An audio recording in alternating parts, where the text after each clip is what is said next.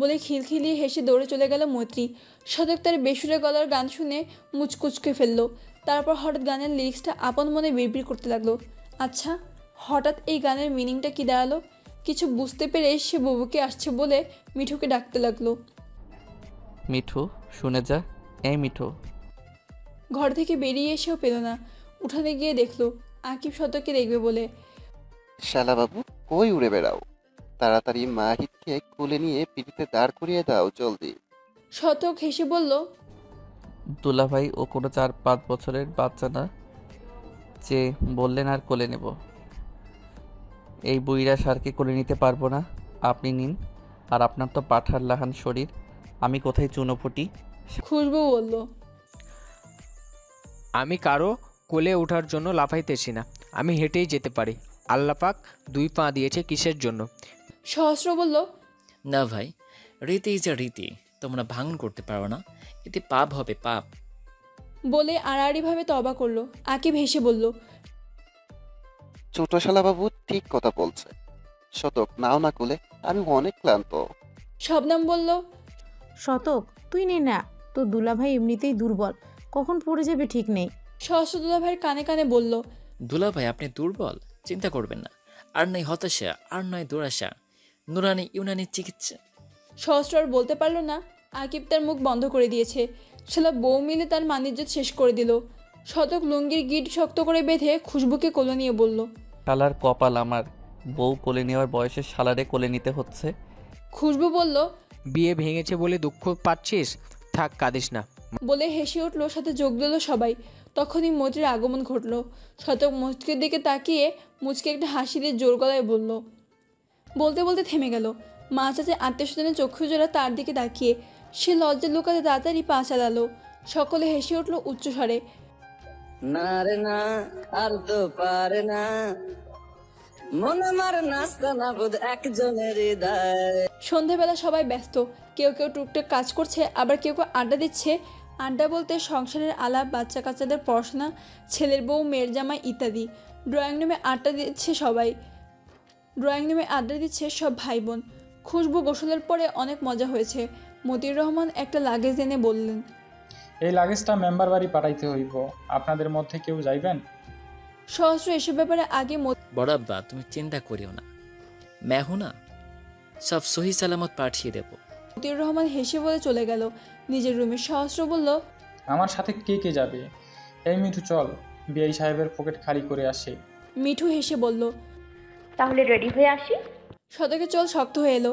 সে বলল, এক থাপ্পড়ে দাঁত ফেলে দেব। পা ঠিক হয়নি ভালোভাবে, আর উনি ঢ্যাং ঢ্যাং করে বিআইয়ের পকেট খালি করবে। হাজারও যাবে না। মৈত্রীর মুখে অমাবস্যা নামলো। তার পা ঠিক আছে, হাঁটতে পারে, দৌড়াতে পারে, অসুবিধে হয় না। কবিতা বলল। খুশবু বলল, মানে? কবিতা হাসি মুখে ধীরে ধীরে বলল, যেন বড়রা না শুনতে পায়। কথা জড়সড় হয়ে গেল।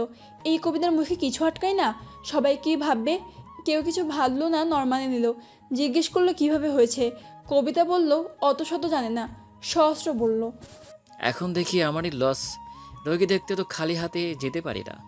1 সেকেন্ড, ওরা জানি না যে আমি জানি কিছু নেব না। আর কেউ যাবে আমার সাথে? কথা চট করেই বলল। আমি চাই বলে কেমন যেন মনে হলো সবাই কি ভাববে। তার যেতে ইচ্ছা করছে। সারাদিনের হইচই, লোকটির কথা ভুলেই বসেছিল। এখন কথা ওঠায় হঠাৎ মন কেমন করলো। লোকটা কেমন আছে? সহস্র বলল, কথাপু, you are the best company ever. Shatak বলল, এই পাম কম মার, হবু ডাক্তার মানুষ ফেটে না যায়, দেশের খনি এরা। কথা হাসলো। কবিতা বোনের দিকে সরু নজরে তাকিয়ে। কথা তাকে পাত্তা দিল না। যাক বাবা, লোকটাকে একটু দেখা যাবে। তালুকদার বাড়িতে তেমন একটা হইচই নেই, হবে বা কি করে? কাল মেয়ের বিয়ে, অথচ আজ ছেলে অ্যাক্সিডেন্ট করে বিছানায়। নীরা ছেলের কাছে বসে আছে, মাথায় হাত বুলে দিচ্ছে আর বকছে কেন দেখে শুনে গাড়ি চালায়নি। নীরব কিছু বলল না। মায়ের বকুনি খেতে ভালো লাগছে। একটু আগে বোন এসে এক দফা কেঁদে ভাসিয়ে গেল, সেটাও ভালো লেগেছে। কেন জানে না। কালকে আদরের বোনটা শ্বশুরবাড়ি চলে যাবে। ভাই বলে কে শাসন করবে? ছোট নামে নালিশকে নিয়ে আসবে। কলেজে ছেড়ে আসতে বায়নাকে করবে। বোনকে সে খুব মিস করবে। তবে সে খুবই খুশি বোনটা ভালো জীবনে সঙ্গী পাচ্ছে, সাথে ভালো পরিবারও। এরই মধ্যে দরজায় কে কড়া নাড়ল। নীরা বলল, কি? মা, আমি শান্ত। আপুর দেবর আর ননদ এসেছে, ভাইয়াকে দেখতে চায়। নীরা ভাবলো মৈত্রী এসেছে হয়তো। সে মাকে নিশারাই বলল আসতে দিতে। নীরা আসতে বলে সহস্র ও কথা ভিতরে ঢুকলো। সহস্র হেসে বলল, ভালো আছেন আপনারা? আসলে আমরা লাগেজ দিতে এসেছিলাম, শুনলাম নীরব ভাই অ্যাক্সিডেন্ট করেছে, তাই দেখতে এলাম। আগে জানি ফল টল কিছু অবশ্যই আনতাম, এমন খালি হাতে কেমন যেন লাগছে। বলে মনে মনে তবা কাটলো। নীরা খুশি হলো। নীরব বলল, মিথ্যা ভালোই বলতে পারো। সহস্রের চোখ বড় বড় হয়ে গেল। ধরে ফেললো নাকি? সে আমতা আমতা করে বলল, মিথ্যা বললাম কিভাবে? নীরব আচ্ছোয়া হয়ে বলল, ওই ডাক্তারেরনি ম্যাডাম, জানেন তো, বলে নাই তোমারে, ওই তো চিকিৎসা করছেই। সহস্র মাথা নাড়ালো, মানে জানে না। কথা হাসলো, ফান্দে পড়িয়ে সহস্র কান্দে রে। নীরা বলল, তুমি ওরে চিকিৎসা দিছো? কথা মাথা নেড়ে বলল, জি আন্টি, আমি করেছি। আপনার ছেলে তো আহত হয়ে অটোওয়ালার সাথে মারামারি ব্যস্ত, শরীরে জখম, কপাল কেটে রক্ত পড়ছে, তার খেয়ালই নেই। আমি কতবার ডাকলাম, এলোই না। শেষমেশ টেনে অনুরোধ করে এনেছি। ব্যান্ডেজ করার পর ইঞ্জেকশনও দিতে চাইছিল না, আমি কৌশলে দিয়ে দিয়েছি। নীরা পুনরায় ছেলেকে বকতে লাগলো। নীরব না থেকে কথাকে ধমক দিল, আপনাকে এখন এসব বলতে হলো, মুখটা বন্ধ রাখা যেত না? নারী বলল, তুই ওকে বকছিস কেন? আসুক তোর আব্বা, সব বলে দেব। আর তোমাকে কি বলে যে ধন্যবাদ দেব। আর এই হতচ্ছাড়াটা মানুষ হলো না, একে নিয়ে যে আমি কি করি। আন্টি বিয়ে দিয়ে দিন, বউ আসলে তার ঝাড়ি খেয়ে একদম সোজা হয়ে যাবে। বড় আব্বা বলে আমার আব্বাও একটু একটু দুষ্টামি করতো, তারপর বিয়ে দিয়ে দিল, এখন শুধরে গেছে। কথা সহস্রের হাতে খোঁচে দিল। এই পাগল ছেলে কতক্ষণ কি বলে। নীরব বলল, তাহলে তুমি কেন করছো না বিয়ে? আমি তো চাই, কিন্তু ভাগ্য সহায় হচ্ছে না। আফসোস করে বলল। কথা আর কথা বাড়াতে দিল না। রাস্তার বাহানা দিয়ে চলে গেল। যাওয়ার সময় আগে এক পলক নীরবের দিকে তাকিয়ে গেল গভীরভাবে। গরমের রাত, তার উপর বিদ্যুৎ নেই, পরিবেশটা শুনশান। খানিকটা বেলুনাকার চাঁদ জ্যোৎস্না ছড়াচ্ছে মোহময়। মেঘমল্লার অনুপস্থিতিতে তারকারাজি সমস্ত আকাশে তনুজুড়ে মিটমিট করে আলো ছড়াচ্ছে। ধরণীও থেমে নেই, প্রকৃতির এক অনন্য রূপ দেখিয়ে নিজেও জ্বলছে। আশেপাশে অন্ধকারে ধানের ক্ষেতে ঝোপঝাড়ে জোনাকির ঝাঁক সেই অনন্য ঝলকানির স্বরূপ। রাতের পোকার ডাক শোনা যাচ্ছে, সাথে দূর থেকে মৃদু আওয়াজ ভেসে আসছে কুকুরের ডাকের ধ্বনি। সব মিলিয়ে পরিবেশটা মনোমুগ্ধকর। বিয়েবাড়িতে সবাই কাজ সেরে দেরিতে ঘুমানোর ফলে গভীর নিদ্রায় আচ্ছন্ন। ভ্যাপসা গরমে বিদ্যুতের বিভ্রান্তি ঘটনায়ও তাদের নিদ্রার বিঘ্ন ঘটাতে অক্ষম। শতক বারান্দায় বসে রাতে খুশবু সহস্র আর সে ঘুমিয়েছিল একই খাটে চিপাচিপিতে। এত গরমে তার ঘুম ভেঙে গেছে। গরম সহ্য করার অভ্যাস নেই তেমন। বাড়িতে আইপিএস থাকায় সমস্যা হয় না। রাতে বাড়িতে গেলেই ভালো হতো, কি দরকার ছিল চিপাই ঢোকার। তবে এই রাতের পরিবেশটা তার মন ভালো করে দিয়েছে। সে বসে রইল। হঠাৎ তার কানে একটা অদ্ভুত শব্দ ভেসে এলো। সে শব্দের উৎস খুঁজতে গিয়ে দেখলো আওয়াজটা দাদির ঘর থেকে আসছে।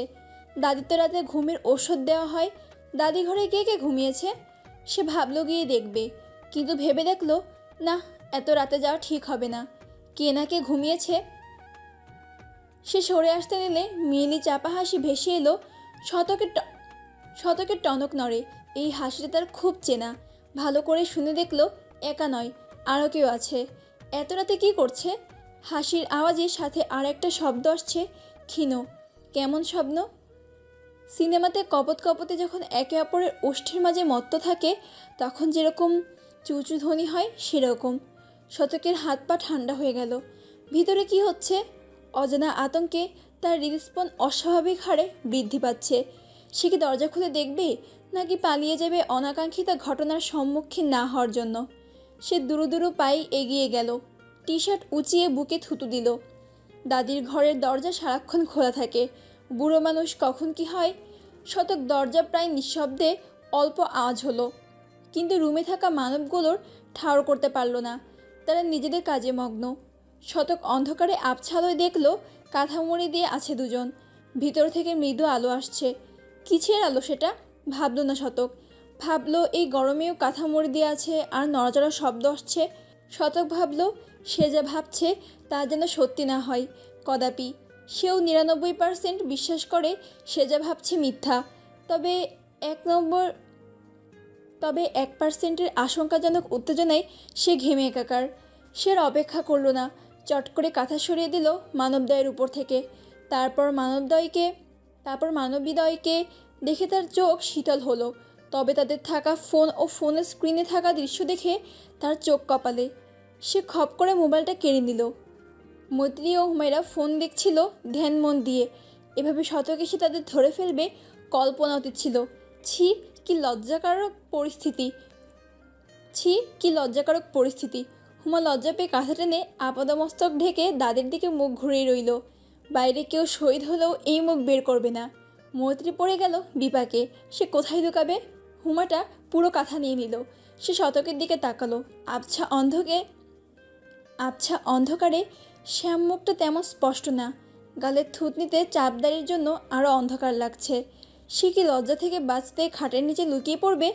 শতক কিছুক্ষণ তাকিয়ে চাপা স্বরে হিসিয়ে বলল, কাল দেখছি তোদের, এখন রাত বলে বেঁচে গেলি। বলেই চলে গেল রুম থেকে। মৈত্রী বিষণ্ণ মুখে বসে রইল। কাল কি হবে? তাদের পিটিয়ে তক্তা না বানিয়ে দেয়। সেদিকে একটু সহ্য করে নেবে, কিন্তু বড়দের কানে গেলে মানসম্মান আর কিছুই থাকবে না। তার মুখটা কাঁদো কাঁদো হয়ে এলো। শুয়ে পড়বে তখন মনে পড়ল ফোনটা শতক ভাইয়ের হাতে। ও আল্লাহ, শতক ভাইয়ের কাছে তার ফোনের লক খোলা অন্টর ব্যাপার। সে তড়িঘড়ি করে বিছানা থেকে নেমে বাইরে এলো। দেখলো শতক টিনের গেট খুলে বাড়ির বাইরে গেল। মৈত্রী কোনো চিন্তা না করে শতকের পিছু পিছু বের হলো। তার ভয় করছে। বাড়ির একটু দূরে গিয়ে শতক বুঝতে পারলো কেউ তার পিছনে। সে ঘুরে দেখলো মৈত্রী। এই তুই এখানে কেন? যা ভেতরে যা, ঘুমিয়ে পড়। ধমকেই বলল শতক। মৈত্রীর তনু হালকা কেঁপে উঠল। শতক ভাই কখনো তার সাথে এমন ধমকে কথা বলেনি। তবুও সে গেল না, ঠায় দাঁড়িয়ে রইল। কথা কানে যায়নি, যা বলছি মায়ের খাবি মৈত্রী। তবুও গেল না মৈত্রী। তার চোখে অশ্রু অন্ধকারে সেটা দেখতে পেল না শতক। শতক বুঝলো এই 1 নম্বর ঘাড়তারা এখন যাবে না, কিন্তু কেউ দেখে ফেললে সর্বনাশ। কথা বানাতে সেকেন্ড লাগবে না। বাড়ি ভর্তি মানুষ। সে মৈত্রীর কনুই চেপে ঝোপে গেল। এখানে বেশ অন্ধকার, কেউ ঠাউর করতে পারবে না তেমন। সে ধীমে কণ্ঠে ক্ষোভ ঝেড়ে বলল, কি চাস কি তুই?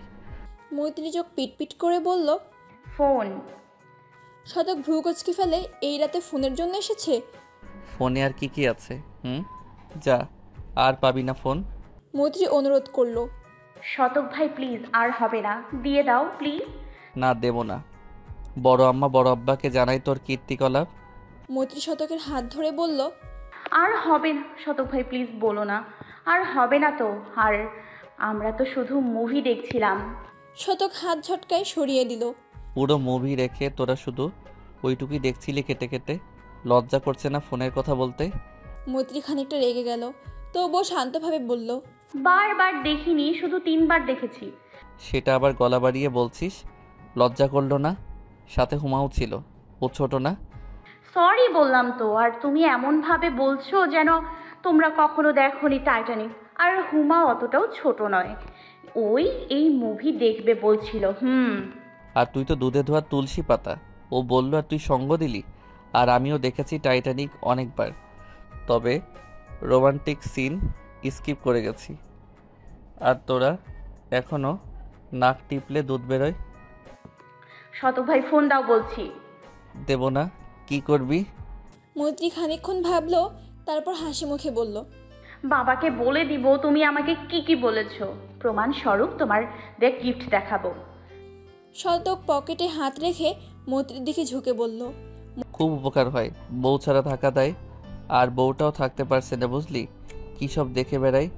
বিয়েটা হয়ে গেলেই এর থেকেও ডিপ রোম্যান্স লাইফ দেখাবো, আই সোয়ার। মৈত্রীর কান গরম হয়ে গেল।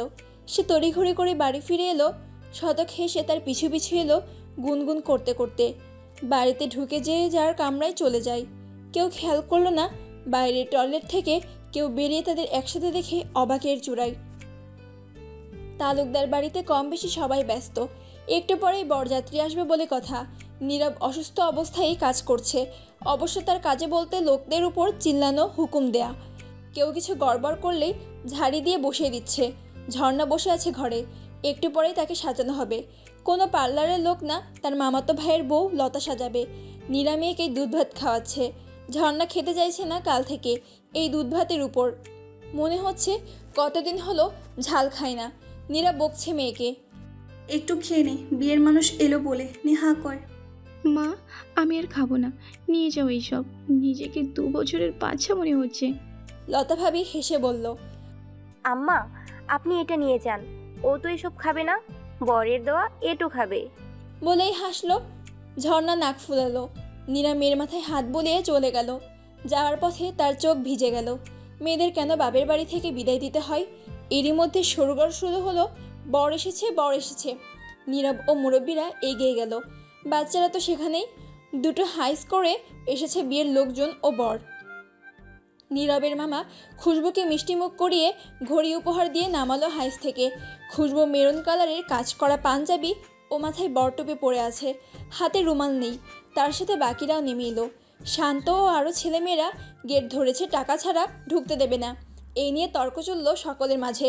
শান্ত তার দল 2000-এর নিচে নামবে না, আর ওইদিকে মৈত্রী, আকিব, সহস্র, শবনম 1000-এর উপরে 1 টাকাও দেবে না।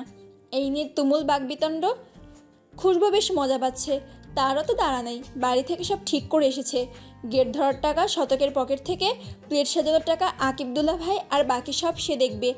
আর বউ তো তারই, কেউ নিয়ে তো যাচ্ছে না। শবনম বলল, 1000 নিলে নাও, নইলে আমরা এমনি ঢুকে যাব। তোমাদের এই ফিতা আটকাতে পারবে না। আর না তুমি। শান্ত জোর গলায় বলল, দুলভাই মাত্র 2000 টাকা নিয়ে এত ঝগড়া করছে, আপনার গোষ্ঠীর লোক। আরে শালা, শালিদের একটা হক আছে না, এভাবে হক মেরে দেবেন? একটু উঁচু আওয়াজে শোনা গেল। শতক ভিড় ঠেলে এলো গেটের সামনে। পরনে সাদা পাঞ্জাবি আর চোখে সবসময়ের মতো কালো ফ্রেমের চশমা। এতক্ষণ সে ফাঁকিয়ে ছিল। তাকে দেখে শান্ত পুরোপুরি শান্ত হয়ে গেল। হড়গড় করে সালাম দিল। শান্ত সালামের জবাব দিয়ে মানিব্যাগ থেকে কিছু টাকা বের করে শান্তের হাতে দিল। মৈত্রী ঝট করে বলল, শতক ভাই, 1000-এর ওপরে 1 টাকাও দেবে না কিন্তু। শতক তার দিকে তাকালো। আজ সারাদিন মহারানীর ও হুমার খোঁজ পায়নি। কোথায় যে ঘাপটি মেরে বসেছিল তার সামনে পড়েনি ভুলেও। মৈত্রী শতকে তাকানো দেখে সহস্রের পিছনে লুকালো। ইস, কালকের ঘটনাটা এখনও মস্তিষ্কে হাডুডু খেলছে। এত লজ্জা সে জন্মে পায়নি। শান্ত ভদ্র ছেলের মতো টাকা নিয়ে কাচি দিয়ে দিল। সবাই হা করে দেখলো দুজনের কাণ্ড। যে ছেলেকে এতক্ষণ হাজার কথা বলে বাগিয়ে আনা যাচ্ছিল না, আর তাকে বিনা কথায় বশ করে ফেললো। শান্ত সবার দিকে তাকিয়ে মনে মনে বলল, আমি কি শখ করে বসে এসেছি? ঘাপলা আছে বস। যে সে স্যার নয়, এই শতক রহমান, শুধু ছাত্ররাই জানে। শতক সেটা নিয়ে গেটের ফিতা কাটলো। খুশবু বলল, আরে আমার কাটার কথা ছিল তো। শতক খুশবুর দিকে তাকালো, যার মানে হয়তো টাকা আমি দিয়েছি না। খুশবু দাঁত বের করে হাসলো। আকিব তার পেটে হালকা গোতা দিয়ে বলল, তুমি জামাই, হাসবে না বলছিলাম না? আর রুমাল কই? খুশবু পকেটের দিকে ইঙ্গিত দিল। আকিব বলল, শালাবাবু, রুমাল মুখে রাখো, পকেটে না। সবাই ভিতরে ঢুকে দেখলো একটা টেবিলের উপর বিভিন্ন ফল কেটে ও মিষ্টি পিড়ি দিয়ে রেখেছে, আর একটা ট্রেতে 7 শরবতের গ্লাস, যার একটা উল্টানো। কোণে পক্ষের মেয়েরা টেবিল ঘিরে রেখেছে। সহস্র তাদের উদ্দেশ্যে বলল, ভাই গার্লস, হাই গার্লস, আমি এখনও সিঙ্গেল আছি, তবে তোমাদের মধ্যে কোনো এক হৃদয়বান চাইলে মিঙ্গেল হলেও হতে পারে। মৈত্রী তার পিঠে কিল মেরে বলল, গণধোলাই খেতে না চাইলে ফুট। কোণে পক্ষের একটা মেয়ে বলল, ভাইয়ের গার্লফ্রেন্ড নাকি? গার্লফ্রেন্ডের সামনে রেখেই ফ্লার্ট করছেন? সহস্র বলল, না আপু, এই মহিলা তো বিবাহিত, জামাই আছে তার।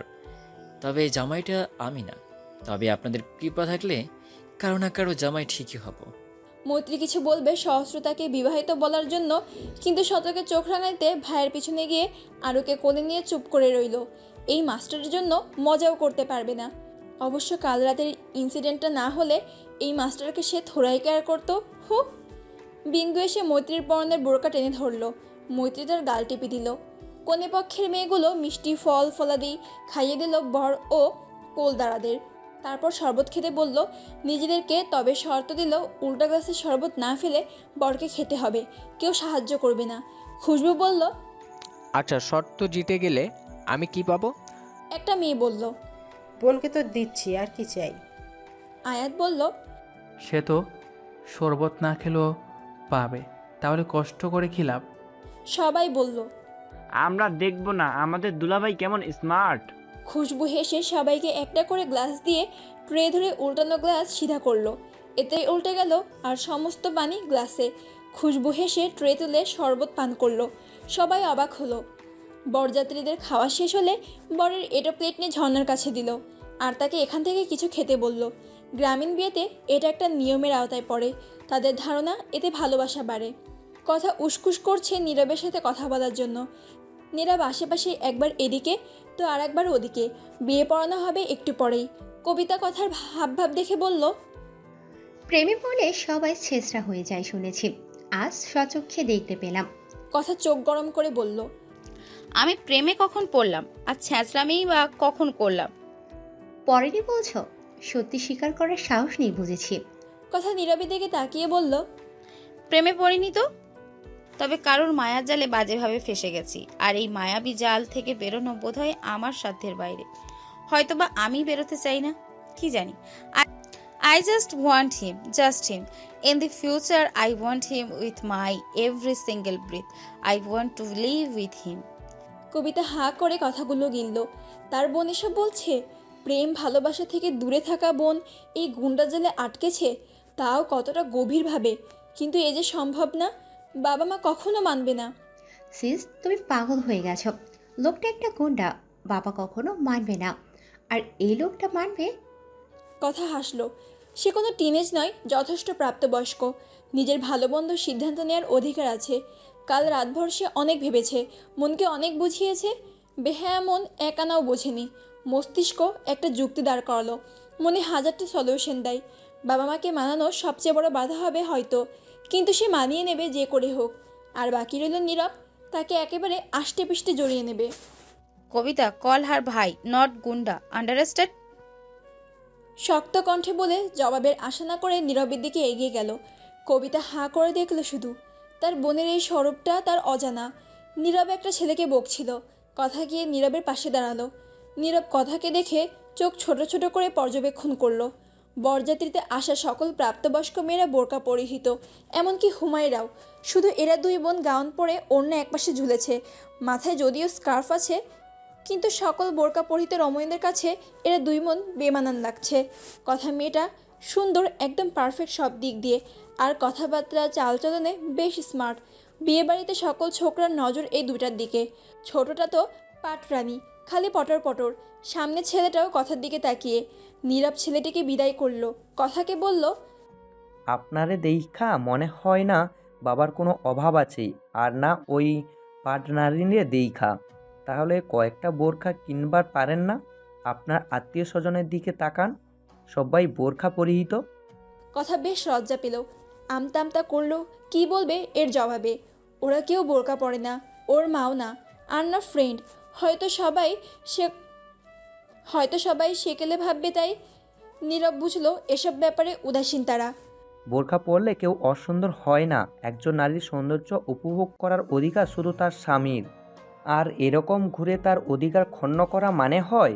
আর এভাবে ঘুরলে মৌমাছি আশেপাশে ঘুরঘুর করলে সম্মান বাড়ে না, আর না সৌন্দর্য। শুনুন, সস্তা জিনিসের কাস্টমার একটু বেশিই হয়। আমার কথায় আবার কষ্ট পাইয়েন না। অশিক্ষিত মানুষ আমি, আমার জ্ঞান ভালো নাও লাগবার পারে। বলেই চলে গেল। কথা কষ্ট পেল, একটু অপমানিত বোধ করলো কি লোকটা তাকে ইনডিরেক্টলি সস্তা বলে গেল। চোখে হালকা অশ্রু ভিড় করলো। বেশ লজ্জাজনক পরিস্থিতি পড়ল। শতক পাশেই ছিল। নীরবের সব কথা তার কানে বাজলো। সে নীরবকে কিছু বলল না। শতক কথার পাশে গিয়ে তাকে বলল, কথা সবার মন মানসিকতা এক নয়। নীরবের কথাগুলো ঠিক, তবে তার বলার মাধ্যম সম্পূর্ণ ভুল। এভাবে তোমাকে অপমান করে ঠিক করেনি, কিছু মনে নিও না। বোরকা পরা ভালো, দেখো আমাদের বাড়ির সব মহিলাই পড়েছে। আমিও তোমায় বলবো পরো বোরকা, একজন মুসলিম হিসেবে উচিত কাজ। তবে বোরকা পরো না মানেই তুমি সস্তা বা খারাপ মেয়ে না। আমি অনেককে দেখেছি হাত মোজা পা মোজা পরে বের হয়, আবার কয়েকদিন পরে প্রেমিকের সাথে অন্তরঙ্গ অবস্থায় ধরা পড়ে, আবার পর্দা করে। সব মেয়ে কিন্তু এমন না। আমার এক ছাত্রী ছিল, সে কখনো বেগানা পুরুষকে চেহারা দেখাতো না। সে আন্তরিক থেকেই ধার্মিক। এটা একটা মনস্তাত্ত্বিক ব্যাপার। আবার অনেক মেয়ে বোরকা পরে না, কিন্তু সাবলীলভাবে চলাফেরা করে। তাদের কিন্তু উশৃঙ্খল বলতে পারি না আমরা। আবার অনেককেই দেখো কেমন উশৃঙ্খল পোশাক যে তাকাতেই লজ্জা করে। হ্যাঁ, আমি বলবো তুমি অবশ্যই হেফাজতে থাকো, সাথে মনটাকেও হেফাজতে রেখো। বলে থামলো। কবিতা এসে বলল, চলো তোমরা, বিয়ে পড়াচ্ছে হুজুর। দুজনে কবিতার পিছু পিছু গেল। যাওয়ার পথে শুনল কিছু মেয়ে ফিসফিস করে মৈত্রীর দিকে ইশারা করে বলছে, হ্যাঁ এই মেয়েটাই নীরবের ভাইয়ের, না মানে মামি বলল না নীরব ভাইয়ের বিয়ের কথা বলবে এর সাথে। কথা শতক দুজনে শুনল। শতকের কপালে ভাঁজ পড়ল। কথা তাকিয়ে দেখলো মৈত্রীর দিকে। সুন্দর একটা ঢিলাঢালা বোরকা পরা, নেকআপ পরা, শুধু চোখ দুটো দেখা যাচ্ছে। খুব সুন্দর লাগছে। শুধু তাকেই না, শবনম, আয়েশা আন্টি, জ্যোতি আরও সব মেয়েদের। বিয়ে পড়ানো শেষ, ঝর্ণার বিদায়ও হয়ে গেছে। নীরা কাঁদছে গুনগুন করে। বাড়ির সকলেরই কম বেশি মন খারাপ। নীরব বসে আছে। শরীরটা ভালো লাগছে না, কপালে ব্যথা করছে, হাতে পায়ের জখমও জ্বলছে। তার মনে পড়ল ডাক্তারনির কথা। তখন অনেকগুলো কথা বলেছিল সে। মেয়েটা চুপচাপ শুনে গেল, কিছু বলল না। আচ্ছা, মেয়েটা বোধহয় কষ্ট পেল তার কথায়। না, ওভাবে বলা ঠিক হয়নি, আর তার ওভাবে কথা বলার অধিকারও নাই। তবে মেয়েটার মন ভালো।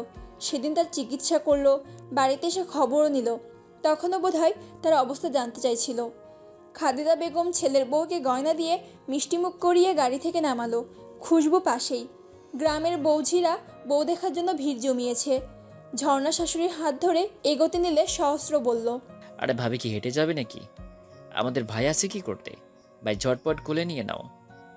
বউ লাইকি আহ্লাদি, সর্বদা আহ্লাদে রাখতে হবে। খুশবু চোখ রাঙালো। বড়দের সামনে শুরু করে দিয়েছে। সে এখন বিয়ে করে খুব ক্লান্ত, কাউকে কোলে নিতে পারবে না। মতিউর রহমান দাঁড়িয়েছিল বাচ্চাদের কথা শুনে। শতকের কোল থেকে আরজুকে নিয়ে ভেতরে চলে গেল। খাদিজাও সাই দিয়ে সহস্রের কথায় সহস্রের কথাই। নতুন বউ হেঁটে যাবে কেন? এরকম তাগড়া ছেলে থাকতে। খুশবু হার মেনে কোলে নিল ঝর্ণাকে। মা ছেলে বিয়ে করে এসেছে ক্লান্ত হয়ে, কোথায় শরবত খাইয়া দিয়া মাথায় হাত বুলিয়া দিবা, তা না হয় আটার বস্তা বইতে বলছো? খাদিজা ছেলের পিঠে আলতো চড় মেরে বলল, বান্দর ছেলে, বউরে বস্তা বলেছিস? তোর বাপকে বলবো। খুশবু হেসে বলল, মজা করছি তো, বলে হাঁটতে লাগলো। ঝর্ণা ব্যালেন্স রাখতে খুশবুর গলা জড়িয়ে ধরল। খুশবু তাকালো ঝর্ণার দিকে। ঝর্ণা লাজুক হেসে মুখ লাগায় ব্যক্তিগত বুকে, যেখানে শুধু তারই বিচরণ। সবাই চলে গেল বরবউয়ের পিছু। মৈত্রী থায় দাঁড়িয়ে যাচ্ছে না, যাবে কি করে? শতক তার হাত শক্ত করে ধরে। মৈত্রী অসহায় চোখে তাকালো। শতক আশেপাশে দেখলো কেউ নেই। গ্রামের বৌঝিরাও মৈত্রীদের বাড়িতে ঢুকলো নতুন বউ দেখবে বলে। শতক ভাই, যেতে দিচ্ছ না কেন? কে ফেলবো না তোকে, দাঁড়া কথা আছে। বলেই মৈত্রীর ফোন বের করে তার দিকে বাড়িয়ে দিল। মৈত্রী খুশি হয়ে বলল, ধন্যবাদ মাস্টার মশাই। ফোন দিচ্ছি বলেই এই না যে যা খুশি তাই করবি। ফোনের যেমন ভালো দিক আছে তেমনি খারাপ দিকও আছে। আর যেন ওসব রোমান্টিক গান না দেখা হয়। আমি কিন্তু সার্চ লিস্ট দেখেছি, কাবির সিং আরও কী ছবি গান সব একটু বেশি রোমান্টিক, অনেকটা অশ্লীল। এই বয়সে এদিকে ঝোঁকটা বেশি থাকে। নিজেকে দূরে রাখতে হবে। আর তুই কি না বাচ্চাদের সাথে কিসিং সিন দেখছিস? ভালো হয়ে যা মিঠু, ভালো হতে পয়সা লাগে না। আর খুব শীঘ্রই তুই এসব সিন ফিল করতে পারবি। Just wait darling. শেষের কথাটা ধিমে বলল, বলে মিটমিট করে হাসলো। মৈত্রী ভেঙচি কেটে দিল, এমনভাবে বলছো যেন না জানি কি দেখেছি। আমি জানি তুমি এর থেকেও বেশি কিছু দেখেছো, শুধু সাধু সাজছো। মনে মনে বললেও জোরে বলার সাহস হলো না। ফোনটা পেয়েছে এই বেশ। ঝর্ণা খুশবুর রুমের খাটে বসে একটা লম্বা ঘোমটা টেনে। পরনে বিয়ের ভারী শাড়ি নেই, কমফোর্টেবল একটা জামদানি শাড়ি পরে আঁচল দিয়ে ঘোমটা টেনে দিয়েছে শবনম। মুখেও কোনো মেকআপের অংশ নেই, শুধু লিপস্টিক দিয়েছে হালকা। খাটটা সাজিয়েছে গোলাপ ও গাঁদা ফুল দিয়ে। ঝর্ণা খুব অস্থির হয়ে আছে। কি হবে মাহিদ আসলে? তার মনটা দুরুদুরু করছে, মস্তিষ্ক কেমন ফাঁকা ফাঁকা লাগছে। খুশবু বিনা বাধায় বাসর ঘরে প্রবেশ করলো। আহা শান্তি, কেউ নেই বাধা দেওয়ার জন্য। তবে লেগ পুল করার জন্য ভাই বোন আছে না? তবে তাদের গোনাইকে ধরে। এমনভাবেই হয়তো সবাই বাসর ঘরে প্রবেশ করতে চায়, কিন্তু এটা অসম্ভব। তবে খুশবুর ক্ষেত্রে সম্ভবপর হয়েছে। মতিউর রহমান সব বাচ্চাদের পাওনা আবদার আগেই পরিশোধ করে দিয়েছে। খুশবু রুমে ঢুকে দরজা বন্ধ করে দিল। ঝর্ণা সালাম দিল। খুশবু জবাব দিল। তার নববধূর কাছে না গিয়ে উবু হয়ে খাটে তলায় কিছু খুঁজতে লাগলো। ঝর্ণা আহম্মক বনে, এরকম কখনো শোনেনি। খুশবু খাটের তলায় কাউকে পেল না। তারপর বাথরুমে খুঁজলো, আলমারিতে, টেবিলের তলে, পর্দার আড়ালে, না কেউ নেই, বাঁচে গেল। তারপর ঝর্ণার সামনে দাঁড়িয়ে ঝর্ণার দিকে চেয়ে রইল অপলক। সে চাহনি গভীর, যার গভীরতা ঝর্ণা ধরতে পারে না। তবে মাদকীয় প্রেমময় মুগ্ধতা ভরা চাহনি তার অন্তরে কাঁপন তোলে। তবে ঝর্ণা চোখ ফেরায় না, সেও তাকিয়ে রয় অবিকল। ঝর্ণার কাছে সব স্বপ্নের মতো লাগে। সে লোকটাকে যে ভালোবাসে সে এখন সম্পূর্ণ তার ব্যক্তিগত মানুষ। হিপনোটাইজেস করছো? মানে কিছু না, নামাজ পড়তে হবে না, অজু আছে? ঝর্ণা মাথা নাড়ালো, মানে আছে। খুশবু অজু করে এলো, দুজনে নামাজ পড়ে নেয়। তারপর খুশবু হাই তুলতে তুলতে বলে, ঘুমিয়ে পড়, আমার কিছু পড়া বাকি আছে, বিয়ের চক্করে পড়াই হয়নি। ঝর্ণা ভাবলো হয়তো মজা করছে, বাসর রাতে কেউ পড়ে নাকি। তবে তার ভাবনাকে পুকুরে ডুবিয়ে মাহিত সত্যি বই নিয়ে বসলো। ঝর্ণা কিছুক্ষণ বসে থেকে খাটে উঠে পাপড়ি সরিয়ে শুয়ে পড়ল। লোকটা পড়ুক, তবে তার মনটা বিষিয়ে গেল। নানি দাদি ভাবি সবাই কত কিছু বলল বাসর সম্বন্ধে, কত শত মধুর আলাপ, জ্যোৎস্না বিলাস, রোমাঞ্চকর মুহূর্ত, কিন্তু তার বর সব মাটি করে পড়েছে। চক্ষুদয় টলমল করছে, নাকে পানি আসছে। সে উঠে বসলো। খুশবু বই সামনে বসে আছে। বাসর রাতে বউ রেখে পড়া যায় নাকি? সে তো নার্ভাস হয়ে আসছিল, কী করবে ভেবে পাচ্ছিল না। তার মন তো বলছিল বউকে শক্ত করে জড়িয়ে ধরে টপাটপ চুমো খেয়ে স্বর্গীয় আনন্দে ভাসতে, কিন্তু এই বোকার আনন্দে কি রাজি হবে? আজকালকার মেয়েদের তো এক কথা, আমার সময় চাই 1 মাস, 2 মাস, 6 মাস, ব্লা। আরে ভাই, এদিকে তার জামায় 13টা বেজে যাচ্ছে, সে খেয়াল থাকে? বউ পাশে রেখে নিজেকে কন্ট্রোল করা 4টেখানি কথা না। সে তো পারছে না। না, আর সম্ভব না বসে থাকা। সে উঠে দাঁড়ালো, দেখলো ঝর্ণা এখনও বসে আছে। সে কিছু বলল না, তবে দেখলো নববধূ চোখের পানির উপস্থিতি। সে পাশে বসলো।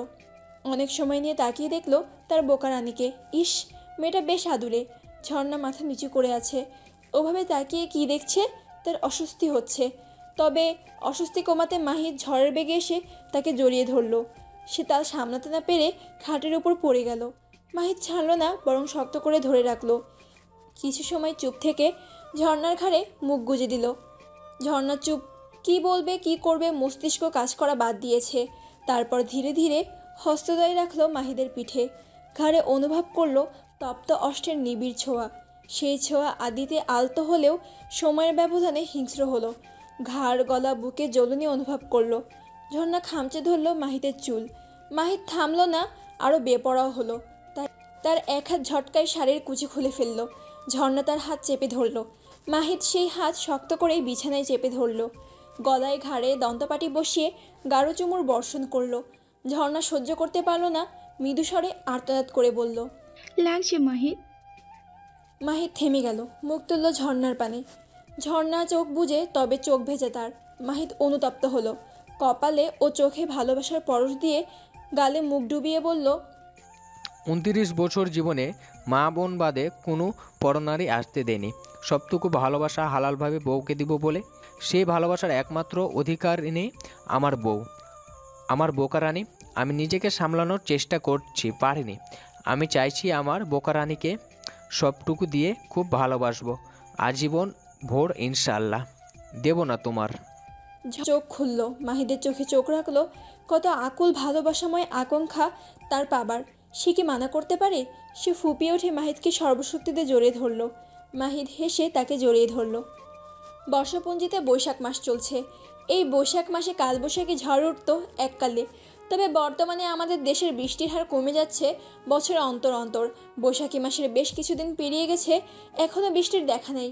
মেঘমল্লা দেখা দেয়, তবে তা হয়তো বৃষ্টি নামতে যথেষ্ট নয়। পৌষ মাঘে পুকুরঘাটে সব শুকিয়ে গেছে অল্প পানির সমাহার। বৈশাখেও সেগুলো পূর্ণ হয়নি একটুও। ধানক্ষেত শুকিয়ে চরচর হয়ে আছে। সেলো মেশিনে কয়েকদিন অন্তর অন্তর জলধারা বাহিত করে অভাব কিছুটা পূরণের লক্ষ্যে। কিন্তু হাই, দুধের স্বাদ কি আর ঘোলে মেটে ধরনীর? সূর্যমামার তেজ ধারণী হাহাকার। গরমে জনজীবন বিপর্যস্ত প্রায়। কৃত্রিম বাতাসে তনুময় তার জুড়ায় না। এই বাতাসকে মনে হয় গরম লাভা। সকলের আশা প্রকৃতিগত বায়ু। যান্ত্রিক চালিত ফ্যান যেখানে ঘন্টার পর ঘন্টা গরম অবসান করতে ব্যর্থ, সেখানে এই প্রকৃতির স্বল্প বায়ু তনু মনে শীতলতা বয়ে আনে। কথা এই না সহ্য করা গরমে বিরানপুরে বাজারে এসেছে, সাথে কবিতাকে টেনে এনেছে। কবিতা এই রোদে বের হতে নারাজ। এমনিতেই সে গ্রামে কয়েকদিন রোদে ঘুরে একটু কালো বনে গেছে। সে এমনিতেই কথার মতো ফর্সা নাই, সে মোটামুটি মানে কালো বা শ্যাম বলা চলে না যাকে। সে তো বাবা মার সাথে বাড়িতে যেতে চেয়েছিল, বোনের চক্করে ফেসে গেছে। মাহিদের বিয়ের পরে তিনি মা বাবা রওনা দেয়। কথা তাকে দিয়ে ভুজুং ভুজুং বুঝিয়ে দু বোনের দেওয়া আটকে দিয়েছে। এতে অবশ্য মতি অঙ্কেলের অবদান বেশ। মাহিদের বিয়ের ফিরনি ঘূর্ণি বাদে 2 সপ্তাহ পার হয়েছে। মাহিদ এখন শহরে আছে চাকরি পরীক্ষার উদ্দেশ্যে। কথা ও কবিতা বসে আছে রিকশায়। কথা বড় ওড়না দিয়ে মুখ ঢেকে নিয়েছে। কবিতা ভাবলো রোদ থেকে ত্বক বাঁচাতে হয়তো, তাই কবিতা ঢাকলো। সে আর কালো হতে চায় না। ওরা এসে থামলো একটা কাপড়ের মার্কেটে। তারপরে ভিতরে ঢুকে একটা বোরকার দোকানে গেল। কবিতা বলল, সিস, তুমি না বললে শপিং করবে, তবে বোরকার দোকানে কেন? কথা সিরিয়াস ভঙ্গিতে বলল, বোরকা কিনবো তাই, আর একটাও কথা না। কবিতা কিছু বলল না। কথা সিস্টার কেমন যেন হয়ে গেছে। এই বেটা গুন্ডার প্রেমে পড়ে। সরি, প্রেমে না, জালে, মায়াবী জালে ফেসেছে। ঠং! ওই বেটাটা দেখতেই যা হ্যান্ডসাম, বাকি দিক দিয়ে মাকাল ফল। একদম রবীন্দ্রনাথের অপরিচিতার অনুপম। বেটা গুন্ডা। মনে মনে আরও কয়েকটা গালি দিল। সিসকে ক্রাইসিস বানানোর জন্য কথা 4টা বোরকা কিনলো, নিজের জন্য 3টা ও কবিতার একটা। কবিতাকেও বলল এরপর থেকে বোরকা পরতে। কবিতা সায় জানালো তার আপত্তি নেই, তার অনেক ফ্রেন্ড পড়ে। এরপর 2 বোন হাঁটতে হাঁটতে একটা জুয়েলারির দোকানের সামনে গেল। কবিতা ভেতরে উকি দিয়ে বলল, সিস, পায়ে ধরি তোমার, আমি ওই গুন্ডার সামনে যাব না। কথা চোখ রাঙানি দিল। কবিতা বলল, সরি, ওই সাইলেন্ট ভাইয়ের দোকানে যাব না। তুমি যাও, আমি আইসক্রিম খেয়ে আসি। তোমার জাল বোনানো হলে কল দিও, কেমন? বলেই চলে গেল। কথা আটকাতে পারল না। সে একাই ভিতরে ঢুকলো। একটা মহিলা বসে আছে, কাস্টমার বোধহয়। আর নীরব ও তার চাচা আর একটা লোক বসে কর্মচারী বোধহয়। নীরবের চাচা কথাকে দেখে চিনতে পারল। আরে ডাক্তার ম্যাডাম জি, আসেন বসেন। কথা হেসে বলল, আসলে আঙ্কেল, একটা কাজে এসেছিলাম। এই নুপুর জোড়ার একটা ভেঙে গেছে, নতুন করে বানাতে হবে, আর পলিশ করবেন কিন্তু। আরে করব না কেন, অবশ্যই করব, দাও। কথা নুপুর জোড়া তার হাতে দিল। কাল রাতে টেনে নিজেই ছিঁড়েছে। পাশের মহিলা চলে গেল। নীরবের চাচা দেখলো কর্মচারী ছেলেটা কাজ করছে, তাই সে নিজেই উঠল। ডাক্তার ম্যাডাম বসুন তো, আমি কিছু ঠান্ডা নিয়ে আসছি, যে গরম পড়েছে। কথা মাথা নাড়ালো। নীরব এতক্ষণ নীরবেই সব পর্যবেক্ষণ করছিল। মেয়েটি সেলার কামিজের সাথে বড় ওড়না দিয়ে মাথা শরীর ভালো করে ঢেকে এসেছে। হাতে কিছু শপিং ব্যাগ। কথা দেখলো নীরব ব্যাগগুলোর দিকে তাকিয়ে। সে হেসে বলল, ব্যাগগুলোতে কয়েকটা বোরখা। আপনি সেই দিন ঠিক কথা বলেছেন, আমি বুঝতে পেরেছি আর নিজেকে পরিবর্তন করার চেষ্টা করছি। নীরব অবাক হলো। কথা থেমে নীরবের আপাদমস্তক দেখে বলল, ছোট থেকে শহরে বড় হয়েছি তো, আর বাবা মাও অতটা ধার্মিক নয়, তাই অত শত জানি না। তা আপনার প্যান্ট তো ছেঁড়া। না মানে বুঝতে পারছি স্টাইল, কিন্তু হাঁটুর উপর পর্যন্ত অনেকখানি দেখা যাচ্ছে। আবার আমার নজর খারাপ ভাববে না। আমি শুনেছি ছেলেদের নাভির উপর থেকে হাঁটুর নিচ পর্যন্ত ঢেকে রাখতে হয়। শুধু আপনার ভবিষ্যৎ স্ত্রীর অধিকার আছে প্রাইভেট প্লেস দেখার, তার অধিকার তো ক্ষুণ্ণ হচ্ছে। ইস, এখন থেকে ভালো প্যান্ট পরবেন কেমন? আর শার্টের বাটন খুলে রেখেছেন কেন? বন্ধ করুন। বলেই নিজেই উঠে এসে বোতাম লাগিয়ে দিল শার্টের। পুরোটার সময় তার মুখে হাসি লেপটেছিল। কর্মচারী ছেলে হাঁ করে তাকিয়ে আছে ওদের দিকে। নীরব বেজায় চটে গেল। মেয়েটা এভাবে কথা ফিরিয়ে দিল। সে তো মাফ চাইবে ভাবছিল, অথচ এই ডাক্তারনি বাজারে রয়ে এসে তার অপমান করলো। অপমান সেও তো ওই দিন বিয়ে বাড়িতে করেছিল। তবে সে ভাবলো, ভেবেই বসেছিল। তবে বুঝতে পেরেছে সে ওভাবে বলা ঠিক হয়নি। সরি বলবে ভেবেছিল। ওই দিনের জন্য আমি দুঃখিত, আমার ওভাবে কথাগুলো বলা ঠিক হয়নি, তার জন্য আন্তরিকভাবে দুঃখিত। আপনার কাজ হয়ে যাবে, আসতে পারেন। শান্তভাবে বলল নীরব। শতহোক একটা মেয়ে, আর সে মেয়েদের যথেষ্ট সম্মান করে। তার ঘরেও মা বোন আছে, আর একটা দোষ পুরোপুরি তারই। সেখানে আর তর্কে গিয়ে লাভ নেই। আর মেয়েটা ভুল বলেনি তো। কথার হাসি মুখটা মলিন হয়ে গেল। আপনি কি আমার কথায় খুব কষ্ট পেয়েছেন Nirab? I am really sorry. তারপর কিছুক্ষণ নীরবতা। আপনার সেই দিনের কথাগুলো একদম ঠিক, আমি মানছি, কিন্তু আমি সস্তা নই নীরব। আমার খুব লেগেছিল কথাগুলো, কখনো কেউ ওভাবে বলেনি আমায়। আসছি। বলে উঠে চলে গেল। নীরব দেখলো তার প্রস্থান যতক্ষণ দেখা যায়। দীর্ঘশ্বাস ছেড়ে অন্যদিকে ফিরে দেখলো কর্মচারী ছেলেটা এখনো হাঁ করে তাকিয়ে আছে। তাকে দেখে সবগুলো দাঁত কেলিয়ে হেসে বলল, ভাই আমাগোর ভাবি তাই না? বেশ দেখতে কিন্তু আপনার লগে হেব্বি মানাইব। তাই হে কি ডাক্তার? নীরব ভ্রু নাচিয়ে বলল, ডাক্তার, তাই কি বেমানান লাগে আমারে? না ভাই, আপনি হইলেন গিয়া সালমান খানের লান, ভাবির ভাগ্য ভালো আপনারে পাইব। তয় মাইয়া গোরে বিশ্বাস নাই, বেশি টেয়া দেখলেই ফোরত। নীরব হাসলো উচ্চস্বরে। মৈত্রী কলেজে এসেছে। ঈদ, ভাইয়ের বিয়ে, পড়াশোনা তো চাঙিয়ে উঠে নাচছে। তার উপর ইনকোর্স চলছে তাদের। 2 দিন আগের একটা দিন দিল ক্যালকুলাস, আর আজ দিল ফান্ডামেন্টাল। পরশু সাধারণ রসায়ন আছে। সে কলেজের বড় আম গাছের তলায় শান বাঁধল, যেখানে বসে পানি পান করলো। যা গরম পড়েছে না, তার মধ্যে ফোনটা ভাইব্রেট করলো। বোতল বন্ধ করে রিসিভ করতে করতে কেটে গেল। সে ফোন কল চেক করে দেখলো অনেকগুলো মিসড কল। সব শতক ভাই দিয়েছে। এত কল করেছে কেন? সে ব্যাক করবে ভাবলো, তবে এও ভাবে নিল ঝাড়ি খাওয়ার আগে ঝাড়ি নিজে দেবে। ভাবতে ভাবতেই কল আসলো আবার। রিসিভ করতেই মৈত্রী হড়গড় করে বলল, আমি কলেজে এসেছি না, ইনকোর্স ছিল। এত ফোন কেউ দেয় দেখছো? ধরছে না মানে ব্যস্ত আছি। ধমকের সুরেই বলল। ওপাশে থেকে হাসির শব্দ ভেসে এলো। এক্সাম শেষ হলো? কেমন দিয়েছিস? মৈত্রী ভাবল, বাব্বা, ধমক শুনে শান্ত হয়ে আছে মাস্টারমশাই। অন্য সময় হলে তো চটে যেত। হয়েছে কোনো রকম। ফোন কেন করছিলে বারবার? বলবো, আগে বল কোথায় তুই? কলেজেই বসে আছি, একটু পরেই চলে যাব। কেন? আসতে হবে না, 5 মিনিট দ্বারা আমি আসছি গেটে। খবরদার পাকনামি করবি না। বলেই কেটে দিল কল। মৈত্রী বসে রইল। বেশ সময় বসে থাকার পরেও শতকের খবর নেই। মৈত্রী বিরক্ত হয়ে কল করলো। শতক ধরে গেটে আসতে বলল। মৈত্রী উঠে গেট দিকে বেরিয়ে দেখলো শতক বাইক নিয়ে দাঁড়িয়ে, হেলমেট হাতে। অপর হাত দিয়ে তাকে ইশারা দিল। মৈত্রী এগিয়ে গেল। দেখলো শতকের পিছনে ফুটপাতে তার সাথে পড়ে কয়েকটা ক্লাসমেট দাঁড়িয়ে। সে শতকের কাছে গিয়ে বলল, 5 মিনিটের কথা বলে 25 মিনিটেও তোমার খবর নেই। কতক্ষণ ধরে বসে আছি আমি? শতক হেসে হাত পেতে ইশারায় ব্যাগ দিতে বলল। মৈত্রী দিল। পিছনের ছেলেগুলোর মধ্যে রোহান নামের ছেলেটি মৈত্রীকে উদ্দেশ্য করে বলল, মৈত্রী, এক্সাম কেমন হলো তোমার? মৈত্রী হেসে বলল, হয়েছে কোনো রকম। তোমাদের? ভালোই হয়েছে। মাহমুদ স্যারের প্রাইভেটে যাচ্ছ না যে? ঈদের ছুটিও ভাইয়ের বিয়ে খাচ্ছিলাম, তাই আসতে পারিনি। কাল থেকে যাব। তোমার ভাই? শতক ইশারা করে বলল ছেলেটি। শতকের এদের আলাপ অসহ্য লাগছিল। এবারের প্রশ্নের উত্তর সে দিল। ওর হাজবেন্ড শতক রহমান। ছেলেটি হেসে বলল, সরি। শতক কিছু বলল না। মৈত্রীকে বলল, তাড়াতাড়ি বাইকে ওঠ। মৈত্রী চোখ ছোট ছোট করে তাকিয়ে উঠে বসলো। শতক হেলমেট পরে বাইক স্টার্ট দিল। কিছুটা যাওয়ার পর মৈত্রী বলল, ওদেরকে মিথ্যে বললে কেন? কাল পুরো ক্লাস জেনে যাবে, আমার লেগ পুল করবে। কয়েকদিন পরে তো বউ আমারই হবি। আর জেনে গেলে কি হবে? অনার্স লেভেলের অধিকাংশ মেয়েই বিবাহিত।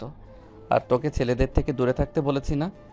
আমি কি তাদের কোলে বসেছিলাম নাকি? আর কথা বলি না কারোর সাথে।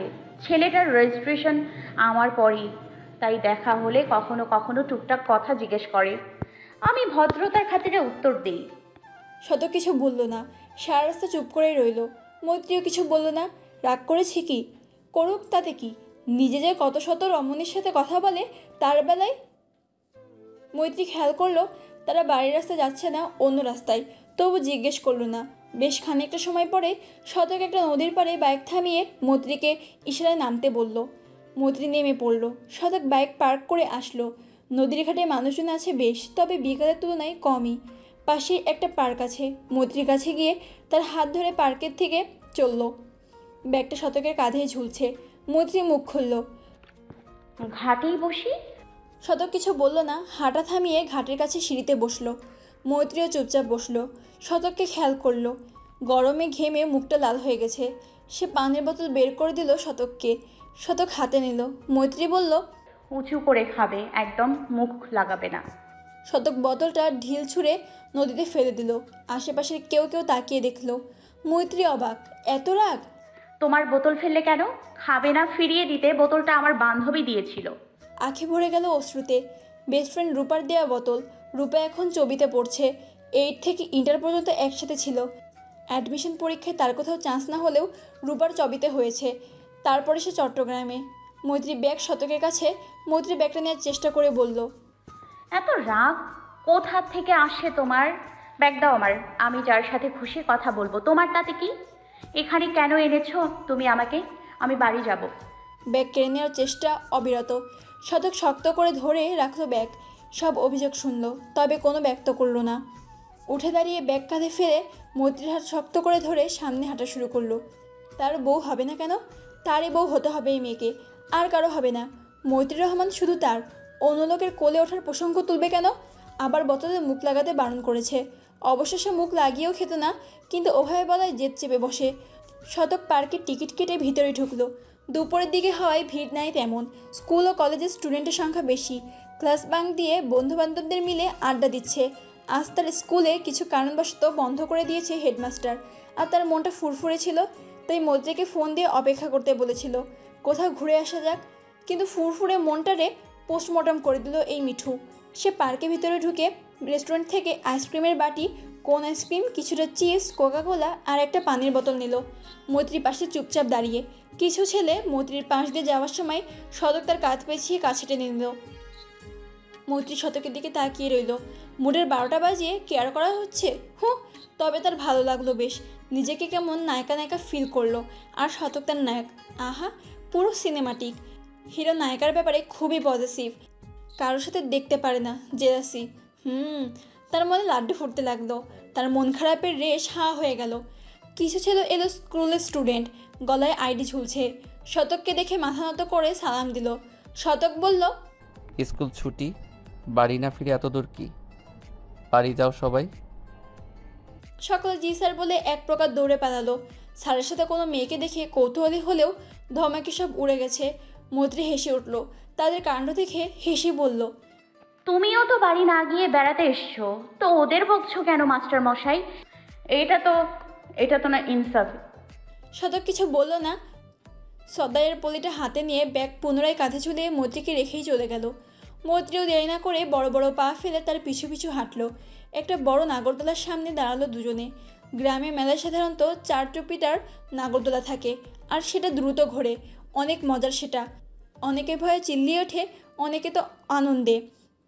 সে নাগরদোলায় টুপড়িতে বসে যখন উপরে ওঠা হয় তখন মজা লাগে, কিন্তু যখন সেটা নিচে নামে জান মনে হয় বেরিয়ে আসবে। সেই ভয়ে অনেকেই ওঠার সাহস পায় না। তবে যারা এই নাগরদোলায় উঠেছে তারা জানে আনন্দ ও ভয়ও একসাথে থাকে। শতক একটা টুপড়ির সকল সিট বুক করলো। নাগরদোলার মানুষ তেমন নেই। অবশ্য এই নাগরদোলা ভিন্ন। এটা অনেক বড়, তবে খুবই ধীরগতিতে চলে মনে হয় না নাগরদোলা। মৈত্রীকে নিয়ে উঠে পড়লো নাগরদোলায়। মৈত্রী কাউন্টারের লোকটিকে বলল, মামা জোরে চালাবেন, কিন্তু আস্তে চালালে মজা পাওয়া যায় না। লোকটি হাসলো। শতক এখনো গম্ভীর মুখে। মৈত্রী ভেঙচি কেটে বলল, মনোব্রত রেখেছো নাকি? কথা বলবে না? ঠিক আছে, কথা না বললে আমি যেন মরেই যাচ্ছি। আইসক্রিম চিপসগুলো দাও। বলেই নিজেই কেড়ে নিয়ে খাওয়া শুরু করলো। শতককে সাধলো। শতক কিছু বলল না, নিলেও না। মৈত্রী একটা চিপস শেষ করে কোন আইসক্রিমটা খুললো। গলে গেছে কিছুটা। মৈত্রীর টোপাটোপ মুখে পড়লো বেশ খানিকটা, তবুও ঠোঁটের আশেপাশে লেগে গেল। শতকের দৃষ্টি সেদিকে। অপলক তাকিয়ে দেখতে লাগলো মিষ্টি আইসক্রিম লেপটে থেকে তার থেকেও মিষ্টি ওষ্ঠ। শতক ঢোক গিলল, তজর হাঁটলো না। মৈত্রী শতককে খেয়াল করে ভ্রু উঠালো। শতক মৈত্রীর হাত থেকে আইসক্রিমটা কেড়ে নিয়ে নিজের মুখে পড়ে, দৃষ্টি এখনো অবিকল। মৈত্রী ভেঙচি কেটে বলল, খেতে ইচ্ছে করছে বললেই হতো, সব তো তোমারই টাকায় কেনা। শতক মনে মনে হাসলো। তার কি খেতে ইচ্ছা করছে বলে মৈত্রীর হয়তো এই উঁচু থেকে লাফিয়ে পড়তো। তবে সে একটা ভয়াবহ কাজ করলো। ডান হাত মৈত্রীর থতিতে রেখে বুড়ো আঙ্গুল দিয়ে লেপটে যাওয়া আইসক্রিমটা মুছে দিল। শুধু এইটুকুই নয়, তার নয়নে নয়ন রেখে সেই আঙ্গুলটা মুখে পুরে নিল। মৈত্রীর তনুমান খানিকটা কেঁপে উঠল। তার কাজেও চোখের ধারও চাহনিতে। সে নজর লুকালো, আশেপাশে তাকালো। নিচে দেখলো আর্যকে শতকের দিকে তাকালো। এখনও এদিকে তাকিয়ে তার আধখা আইসক্রিমটা খাচ্ছে। পলিতে আরও আইসক্রিম ও চিপস আছে। তার পছন্দের হলেও খাওয়ার ইচ্ছে চলে গেছে এই ভয়াবহ ঘটনা দেখে। ওরা পার্কে ঘুরলো বেশ সময় ধরে। ভূতের ঘরে ঢুকলো। মৈত্রী বাচ্চাদের ট্রেনে চড়লো। দোলনায় দোল খেলো, স্লিপারে চড়লো, পার্কের ঢুলে যে সে নৌকায় চড়লো, আরও অনেক মজা করলো। শতক বেশ কয়েকটা ছবি তুললো মৈত্রীর। মৈত্রী টুকটাক অনেক কথা বলল। শতক চুপ করে শুনল, প্রত্যুত্তরে কিছু বলেনি। মৈত্রীও তার রাগ ভাঙাতে চেষ্টা করেনি। করুক রাগ, তার কি। 3টার দিকে পার্ক থেকে বেরিয়ে এলো তারা। শতক বাইক আনলে মৈত্রী উঠে পড়ল। বাইক একটু চলার পরেই রাস্তার ধারে ফুচকা চটপটের দোকান দেখে মৈত্রী বলল, আরে আমি তো ফুচকাই খেলাম না। মহামান্য মাস্টার মশাই, দয়া করিয়া বাইক থামাও, আমি ফুচকা খাবো। শতক থামলো। বাইক পাশে স্ট্যান্ড করে হেলমেট হাতে ফুচকার দোকানে টেবিলে পড়া চেয়ারে বসলো। আরও অনেকে আছে আশেপাশে, সব জোড়ায় জোড়ায়। বন্ধুদের দলও আছে, তবে জোড়া বেশি দেখা যাচ্ছে। মৈত্রী ফুচকাওয়ালাকে বলল, মামা 1 প্লেট ফুচকা, 1 প্লেট চটপটি আর ভেলপুরি টমেটো সস দিতে ভুলবেন না, আর টক বেশি দেবেন। শত কিছু বলল না, তবে ভাবলো এত কিছু কে খাবে।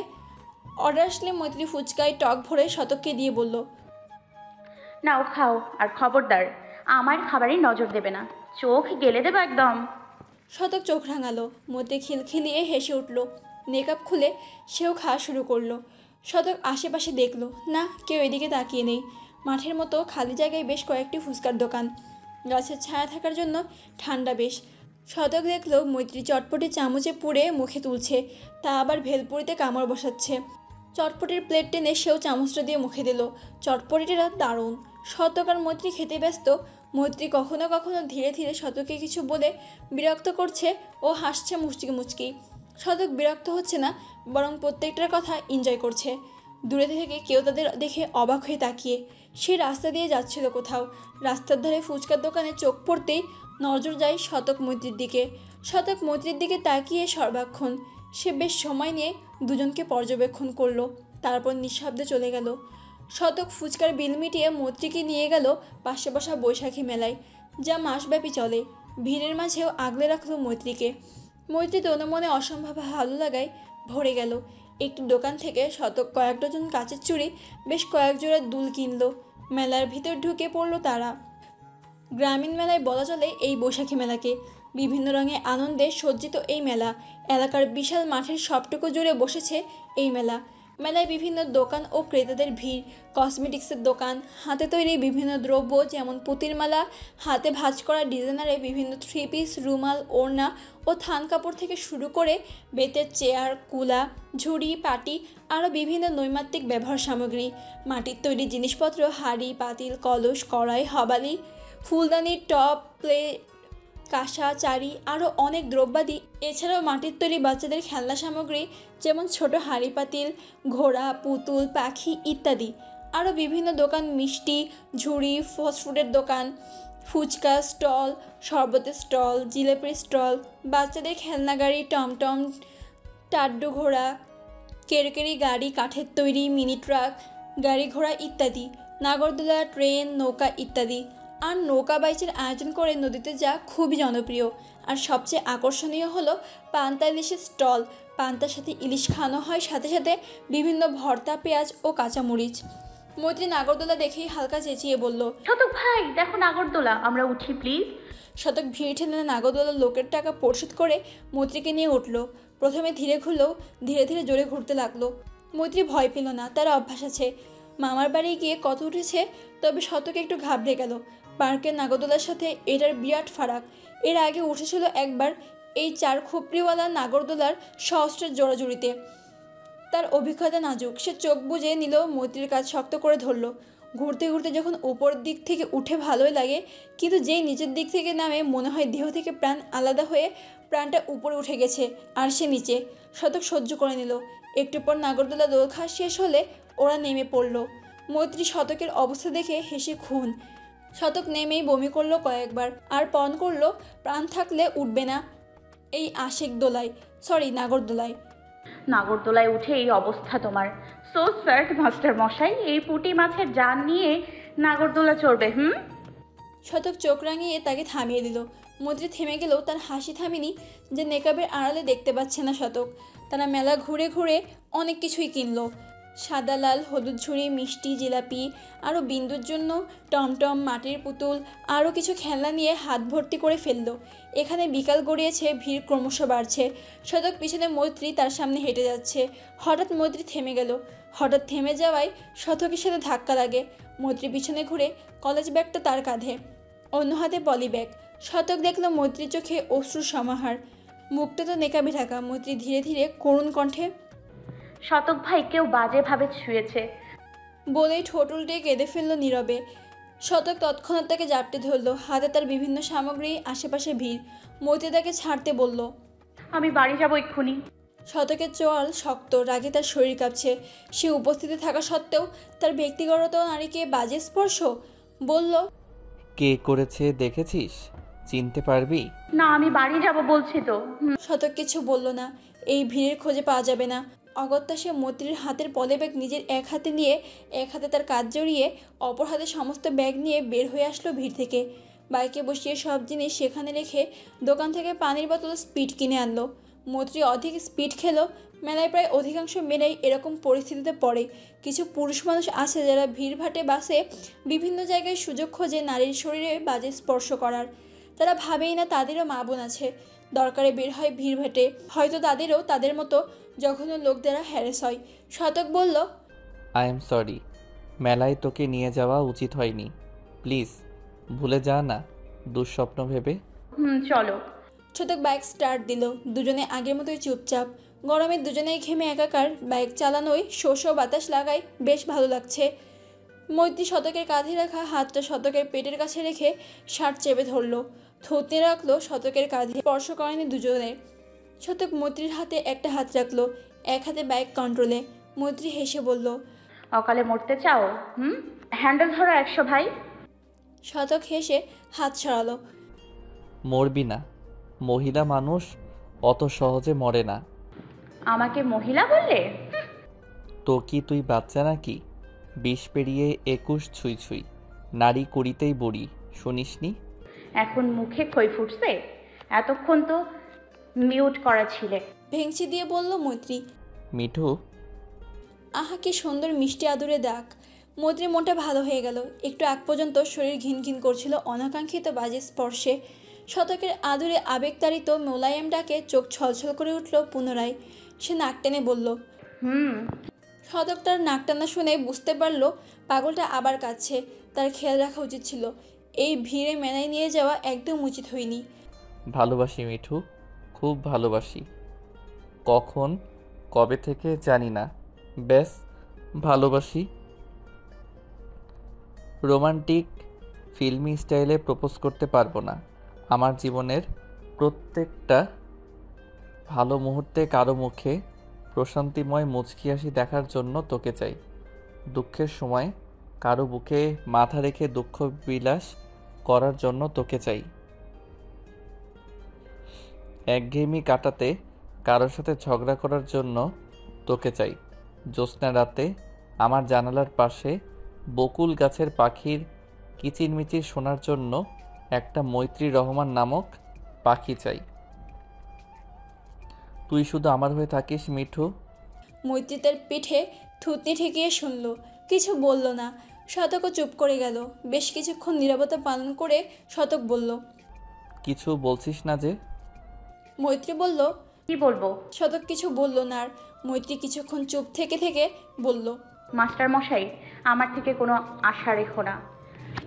আব্বা মা কষ্ট পাক এমন কিছু করব না। আমার জন্য আব্বা মার সম্মানে দাগ পড়বে এটা আমি মেনে নিব না। তবে তারা চাইলে তোমাকেও ফিরিয়ে দিব না। আশা করছি বুঝতে পারছো? একটু থেমে সোজা হয়ে বসলো। আর পার্কের নাগরদোলায় যেটা করলে একদম ভালো করনি। শতক কপালে ভাঁজ ফেলে বলল, কি করেছি? চুমু খাইনি তো তোকে। মৈত্রী হেসে বলল, সম্পর্কে আমি তোমার চাচাতো বোন হই, শুধু কাজিন, মনে রেখো। একটু শক্ত কণ্ঠেই বলল। শতকের চোয়াল পুনরায় কঠিন হয়ে এলো। প্রত্যুত্তর করল না সে। বাইক স্পিড বাড়িয়ে তাড়াতাড়ি বাড়ি ফিরল। বাড়ির সামনে রাস্তায় বাইক দাঁড় করালো। মৈত্রী নামলো। কবিতা ও সহস্র রাস্তার পাশে দাঁড়িয়ে ছোট ছোট বাচ্চাদের গোল্লাছুট খেলা দেখছিল। ছোট ছোট বাচ্চারাও হাসছিল ও জোরে জোরে চিল্লি করে খেলায় মেতে উঠেছে। শতক ও মৈত্রীকে দেখে তাদের কাছে এগিয়ে এলো। কবিতা বলল, ব্রো তোমরা কোথায় ছিলে এতক্ষণ? সহস্র ততক্ষণে ব্যাগের ভিতরে জিনিস দেখে উত্তেজিত হয়ে বলল, ভাই তুই বৈশাখী মেলায় গিয়েছিলি? আমার সাথে নিলি না? এই শালিরে নিলি? শতকের মেজাজ এমনি আপ ছিল, সহস্রের কথাই মেজে দেখিয়ে এক ধমক দিল। এক থাপ্পড়ে দাঁত ফেলে দেব বেয়াদব। শালি কেমন ভাষা, কথা কানে ঢোকে না তোর? সব কিছু ফাইজলামি মনে করিস? আমার সামনে আরেকবার বলিস, দেখিস কি করি। বলেই বাইক ফেলে হেঁটে চুপচাপ বাড়ির পথে হাঁটা ধরল। সহস্র হাঁ করে দেখলো, ভাইয়া তো ক্ষেপে আছে কেন? এভাবে বকলো তাকে। তার মনটা একটু খারাপ হলো। মৈত্রীর দিকে দেখে শক্ত কণ্ঠে তেজি দেখিয়ে বলল,